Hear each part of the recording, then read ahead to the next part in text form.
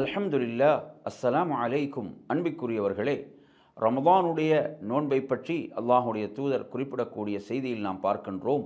அதாவது இஸ்லாம் 5 தூண்களின் மீது கட்டமைக்கப்பட்டுள்ளது. அந்த 5 தூண்களில் முதலாவது ஷஹாதத்து அல்லா இலாஹ இல்லல்லாஹ் வ அன்ன முஹம்மது ரசூலுல்லாஹ், இரண்டாவது தொழுகையை நிலைநாட்டுதல், மூன்றாவது ஜக்காத்தை கொடுத்து வருதல், நான்காவது ரமதான் மாதம் நோன்பு நோற்றல், ஐந்தாவது ஹஜ்ஜுடைய கடமையை சக்தி உள்ளவர்கள் நிறைவேற்றல். எனவே இதில் ரமதானுடைய நோன்பை அல்லாஹுடைய தூதர் இஸ்லாத்தின் 5 தூண்களில் ஒன்றாக குறிப்பிடுகிறார்கள். எனவே நாம் ரமதானுடைய மாதத்தை அடைந்த ஒவ்வொரு முஸ்லிமும் அந்த மாதத்தில் நோன்பு நோட்பதற்கு சக்தி பெற்றிருப்பார் என்றால் அவர் கட்டாயம் நோன்பு நோற்றாக வேண்டும்.